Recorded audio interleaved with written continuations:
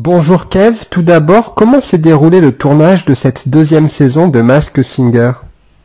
Mieux, elle s'est mieux déroulée que la première saison. Je crois qu'on avait plus la maîtrise du programme. Je pense qu'on avait l'envie en plus de se retrouver.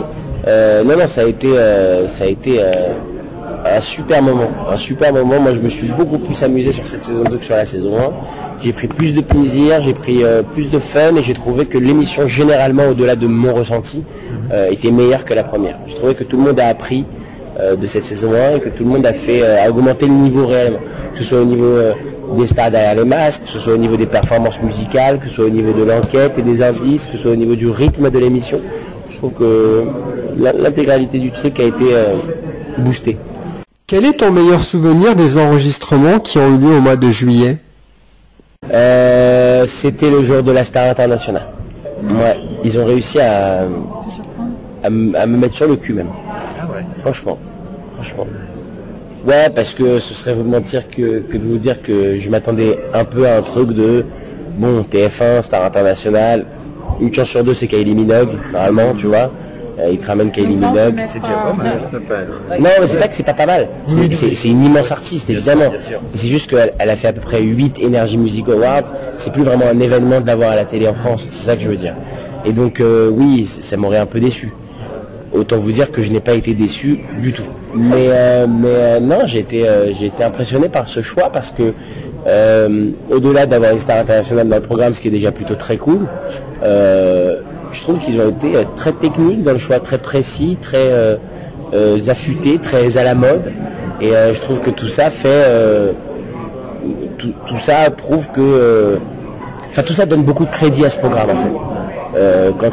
Quand tu vois, t'as une star comme ça, ça donne du crédit. Et puis je trouve qu'ils ont bien équilibré aussi un truc qui était important pour moi, équilibré par rapport à la saison 1, ce côté respecter toutes les générations. C'est-à-dire que peut-être que les plus jeunes avaient été un petit peu délaissés sur cette saison 1, c'est plus le cas sur cette saison 2. Et moi ce qui me plaît dans cette émission, c'est le débat. C'est la famille entière qui est devant la télé, qui recherche, qui dit lui il a raison, non pas d'accord, mais jamais de la vie, mais qu'est-ce que tu es en train de raconter? Et c'est vrai que le débat quand il va dans les deux sens, il est génial. C'est-à-dire que quand d'un coup, tu as des personnes plus âgées qui expliquent, tu vois, qui est Marie-Josée Pérec à des plus jeunes, je trouve ça magnifique. Et j'espère que sur cette saison 2, on va aussi vivre des moments différents où c'est carrément des plus jeunes qui expliqueront qui se cache sous ce masque à des plus âgés. Et c'est ça qui est cool. C'est cet échange, ce débat, cette transmission aussi, dans les deux sens. Tu serais déjà partant pour participer à une saison 3? Sur le principe, moi, c'est toujours ni oui ni non. Ça veut dire quoi, non, mais c'est ce que j'avais dit aussi à la fin de la saison 1. Je déteste prévoir trop en amont ce que j'ai envie de faire. J'ai des envies, encore plus là en ce moment, à mon âge, tu vois, je vais avoir 30 ans cette année. Je suis arrivé dans une phase de ma vie où j'ai envie d'être ultra libre, de faire ce que j'ai envie. Donc que ce soit du cinéma, de la télévision, de la scène, j'ai envie d'être libre. Et être libre, c'est ne pas prévoir. Ou ne pas trop prévoir en tout cas. Donc je prévois pas d'être dans la saison 3 comme je prévois de l'être aussi. En même temps, je me laisse la liberté totale de pouvoir faire ce que j'ai envie. Concernant la deuxième saison, ça a été une évidence pour toi de rempiler?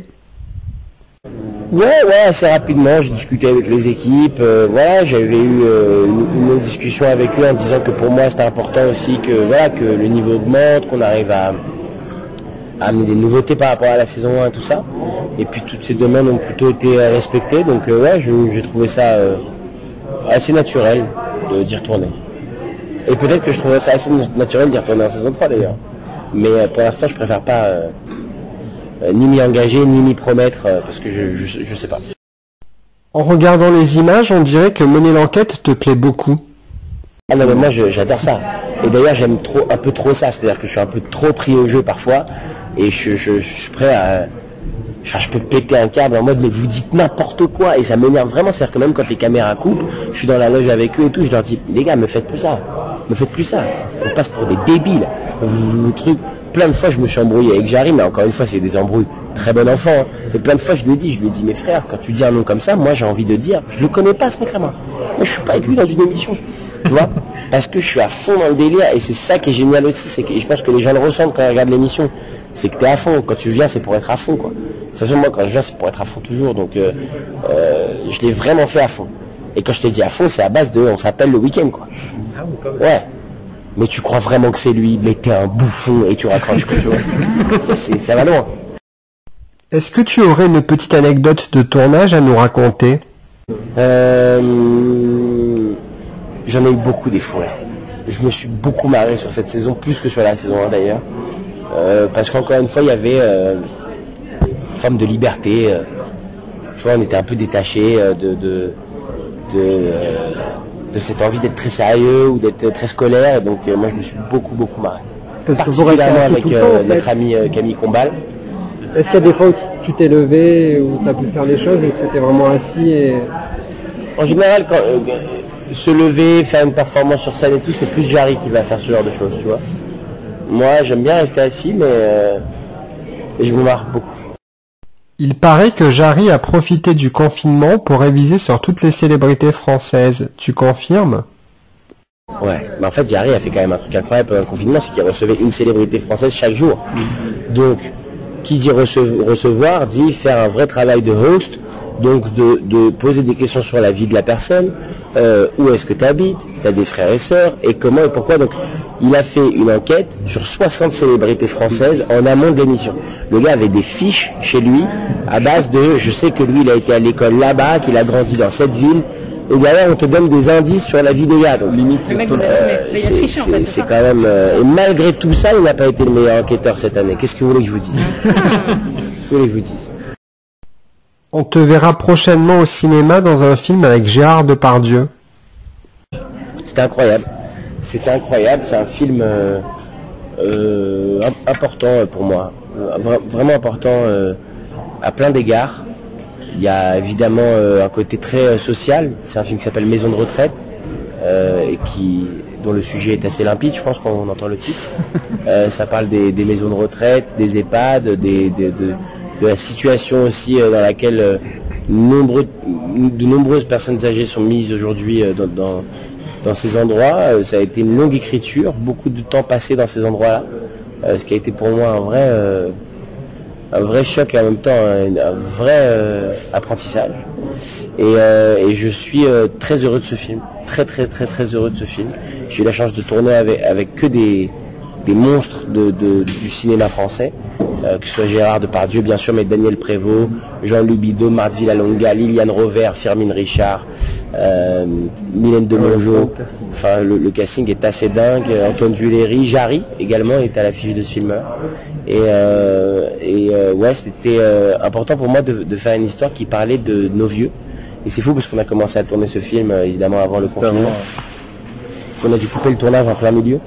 Et qu'on a coupé le tournage en plein milieu, on avait tourné 3 semaines, et qu'après 3 semaines de tournage, on a demandé à 8 acteurs principaux de plus de 80 ans de rentrer chez eux pendant 3 mois.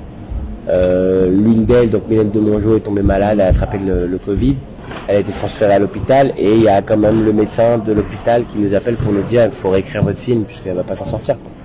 Donc moi j'ai vécu une expérience inédite, franchement, que j'avais jamais vécue auparavant. Un truc extrêmement flippant et en même temps où les émotions sont décuplées, où tu te dis je comprends pourquoi on fait ce film là, je comprends pourquoi, bien sûr il y a des blagues et tout dans ce film, mais il y a aussi beaucoup de fond. On parle vraiment de la situation aujourd'hui des maisons de retraite qui malheureusement, et j'aurais aimé pouvoir dire le contraire, n'est pas glorieuse. Et quand tu vois aussi l'épreuve que cette année a été pour nos plus âgés, je me suis rendu compte de l'importance d'un film comme celui-là et de les mettre au cœur d'un débat sociétal et de les mettre au cœur aussi d'une histoire comme celle-là, qui n'est pas seulement une histoire d'angoisse ou de société, qui est aussi avant tout une comédie où on rit et où on rit pas vraiment des vieux, mais plus du regard qu'on peut avoir sur les vieux. Et c'est le rôle que moi je joue dans le film, c'est-à-dire cette espèce de mec qui vient avec ses valises pleines de clichés et qui se dit ça va sentir le caca et la pisse et je vais devoir leur donner à manger de la bouillie, et qui finalement prend une claque de maturité dans la tête et qui réalise que ces gens-là, et j'aime beaucoup cette phrase, on l'a dit dans le film, ces gens-là c'est juste des jeunes qui se demandent ce qui s'est passé. Et ouais, je suis très fier de ce film, ça sort l'année prochaine. Ça t'a fait quoi de jouer avec l'immense Depardieu? C'est la première fois qu'on tournait ensemble. On avait partagé une toute petite scène dans la suite de Aladdin à la 2. Il jouait Christophe Colomb en hommage, en clin d'œil au Christophe Colomb de... Exactement. Et Ça a été formidable, franchement. J'ai rencontré un mec incroyable. Un mec incroyable. J'ai eu la chance de très bien m'entendre avec lui.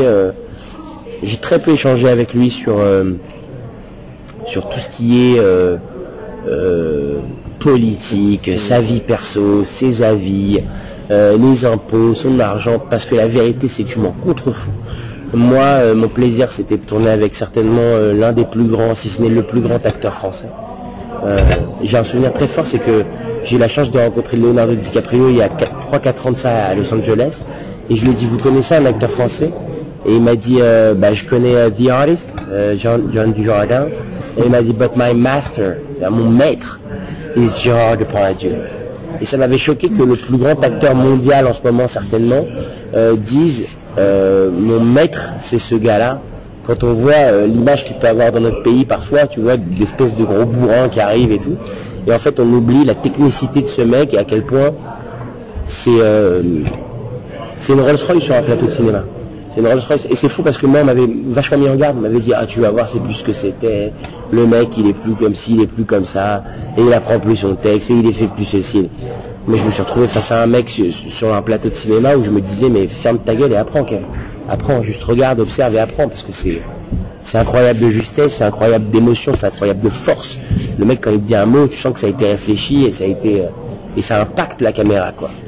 Moi, il m'a impressionné, vraiment impressionné, et j'ai adoré partager cette expérience avec lui. Et j'espère que j'aurai la chance de repartager l'affiche avec lui un jour, mais déjà de partager l'affiche une fois dans ta vie avec Gérard Depardieu, c'est exceptionnel, quoi. Donc voilà. Stat très marrante d'ailleurs, c'est l'acteur français le plus vu de l'histoire de notre cinéma, juste derrière Louis de Funès. Voilà. C'est une stat quand même intéressante.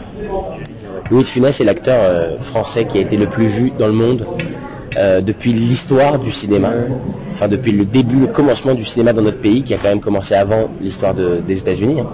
Et ce monsieur, c'est le deuxième. Je trouve ça assez dingue quand même, quand on parle d'histoire du cinéma, c'est-à-dire qu'on parle de tous les films sortis ever, le gars est le deuxième plus vu, quoi. Je trouve ça dingue. Et dans des rôles, enfin voilà, on sait qu'il a tourné avec Francis Weber 3 films, et il a tourné avec Piala, quoi. Qui fait des carrières comme ça aujourd'hui? Ça n'existe plus. Ça n'existe plus. C'est comme si moi je faisais des films de Fabien Antoniente et qu'à côté j'allais tourner pour Audiard.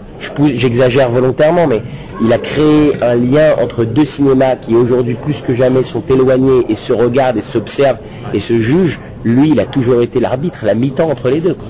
Et ça, je crois que plus personne n'arrivera à faire ce que ce mec a réussi. Mais il continue de le faire. Et il continue de le faire. Avec les gars de Roland, continue de le faire. Après, Caravane Delépine, c'est encore autre chose. Oui, c'est encore autre chose, mais il continue de faire. Mais il continue, oui, de fédérer. Il fédère, constamment il fédère. Il fédère autour de lui. Enfin, moi j'ai un souvenir très précis, je m'évade un peu dans l'anecdote, mais j'ai un souvenir très précis. Un jour, il y a un gars qui l'appelle, il est sur le plateau et il dit, je fais un film avec Kev Adams. Et le gars au téléphone lui dit, mais Gérard, qu'est-ce que tu fais? Qu'est-ce que tu fais? Tu sais, moi je suis très conscient de l'image que je peux avoir, donc ça me choque pas du tout, ni ça me fait de la peine, juste j'écoute, tu vois. Et je lui demande rien à faire, au contraire, je suis un peu en mode discret. Et je sens que le mec, je pourrais pas dire exactement ce qu'il dit au téléphone, mais je sens que le mec est assez négatif, en mode, c'est pas le bon délire, tu vois. Tu devrais pas faire un truc comme ça. T'es quand même Gérard Depardieu, tu partages l'affiche avec ce mec qui a fait Aladdin et les profs. Ça doit se résumer à peu près à ça, ok? Putain, mais le mec, faut voir comment il lui a répondu. Il lui a dit, mais t'as fait quoi, toi? T'as fait quoi? Et tu sentais que le mec au téléphone, il était un peu en mode, non mais Gérard, moi je dis ça pour toi. Et il dit, mais j'ai pas besoin de tes conseils. T'as fait quoi, toi? Bah oui, le môme, il a fait, c'était très bien, les profs. Moi j'ai vu les profs. C'était très bien. C'était formidable. Attends, à l'époque, quand on faisait les bronzés, c'était pas beaucoup. Tu vois, en mode, mais mec, je t'ai même pas demandé de prendre ma défense. Et pourtant, il y a un truc de, quand t'es investi dans un délire, tu prends tout le monde par les bras, par la main, tu vois, avec ton gros corps, et tu nous emmènes tous. Et j'ai trouvé ça brillant, ouais, brillant. Et moi, c'est une des plus belles expériences de ma vie d'avoir partagé ce film avec lui. Et particulièrement ce film-là. Le sujet dont ça parle. Tu sais, il y a plein de fois, il disait, c'est bien vrai ça. C'est bien vrai ce que vous dites là sur les vieux. Moi je connais, c'est bien vrai. Et tu vois, quand un mec comme ça il te dit ça, putain, c'est fort, c'est touchant, quoi. C'est touchant. Tu as d'autres projets en cours? Je commence le tournage d'un nouveau film, ouais, d'ici quelques semaines là. Un film indépendant, complètement dans une toute petite forme de production, voilà, qui parle d'une famille d'escrocs. C'est une famille, c'est que des escrocs. Le père, la mère, le fils, l'oncle, le neveu, ils sont tous des voleurs, des bandits, et c'est l'histoire de ce mec qui veut s'émanciper de cette famille. C'est une comédie? C'est une comédie, ouais, tout à fait. Les gens veulent absolument que je fasse un rôle dramatique le plus vite possible. De Ciao Pantin. Ouais. Mais je suis vraiment pas pressé de le faire. Non, je suis pas pressé de le faire parce que j'ai l'impression que j'ai encore beaucoup de choses à prouver dans la comédie. Tu vois? Le jour où Coluche a fait Ciao Pantin, il était déjà considéré comme l'homme le plus drôle de France. Je suis loin d'être considéré comme l'homme le plus drôle de France. Donc je pense qu'il y a des étapes dans une carrière. Je pense que si tu te précipites trop à faire tout très vite, genre en mode, vous voulez me voir en dramatique, je vais vous donner du dramatique tout de suite, bah, tu disparais en 4 ans, quoi. Ça y est, les gens ils ont fait le tour de ta personnalité. Moi je garde du suspense. Tu vois? Massinger, un peu de télé, un peu de radio, un peu de ciné. Mais où va-t-il apparaître? On ne sait guère. On ne sait guère. Saison 3, pas saison 3. C'est ça. En Corée, sous un masque. C'est pas... Donc, ouais, ça, c'est peu de chance dans les prochains mois, mais why not? Il y a un nouveau spectacle ou pas? Pas de nouveau spectacle, j'ai ouvert un tout petit café-théâtre à Paris qui s'appelle le Fridge, qui est ouvert depuis quelques jours maintenant, et je me suis beaucoup amusé, et ça a été beaucoup de travail de mettre en place ce projet qui devait ouvrir au début de l'année, qui a un lieu de culture, hein. Donc un lieu de culture en 2020, c'est pas la meilleure idée à ouvrir, je te dis franchement. Ouvrir un kebab, c'est mieux. Et donc voilà, je suis vachement concentré là-dessus. Et du coup, comme je suis concentré là-dessus, naturellement, j'écris des textes un petit peu nouveaux chaque jour. Parce que je trouve ça un peu malsain de dire à des jeunes humoristes, bah allez-y, allez jouer dans mon club. Et que toi, tu n'y ailles pas et que tu montres pas l'exemple. Donc je suis sur scène quasiment tous les soirs en ce moment dans ce club. Et je teste du matériel sans aucune pression, avec aucun objectif de spectacle en vue, sans me dire, il faut que tu sois prêt pour cette date, pour repartir en tournée à cette date. Je veux plus de ça pour l'instant. Je sors à peine d'une tournée quand le confinement a démarré, j'étais en pleine tournée. Et donc voilà, j'ai fini cette tournée. J'en suis très content de la dernière. Et là, j'ai envie de prendre un grand souffle, d'attendre et de prendre le temps d'écrire surtout. Et quand j'aurai du matériel dont je suis satisfait, je reviendrai, évidemment. Évidemment, vous n'en avez vraiment pas fini avec moi, malheureusement. Personnellement, comment tu as vécu la période de confinement? Ça a été très dur. Je suis un peu d'une nature hyperactive, donc ça a été très très dur. J'ai beaucoup écrit, beaucoup. Pas forcément des trucs marrants d'ailleurs. Parfois juste des pensées, juste des envies, juste des enseignements. J'ai beaucoup écrit, j'ai beaucoup lu. J'ai rattrapé énormément de lectures, de plein de choses que j'avais envie de lire. Et j'ai beaucoup réfléchi à moi, ma carrière, ma famille, ce qu'on peut représenter, ce que les autres peuvent avoir comme image de toi et tout ça. Et c'était plutôt intéressant. Tout ça, ça a duré à peu près 4 jours. Après, je me suis fait chier pendant 2 mois et demi. Voilà. Les personnes qui te critiquent, tu les trouves injustes? Non, il n'y a pas d'injustice. Moi, je crois que rien n'est fait pour rien. Moi, je comprends très bien qu'aujourd'hui, on se dise pas, lui, il va aller tourner avec Jacques Audiard. Ce serait débile de penser l'inverse. Je suis très conscient des choix de films que j'ai faits, des choix de carrière que j'ai faits, et je les assume 1000 fois, et si c'était à refaire, je les referais 50 fois.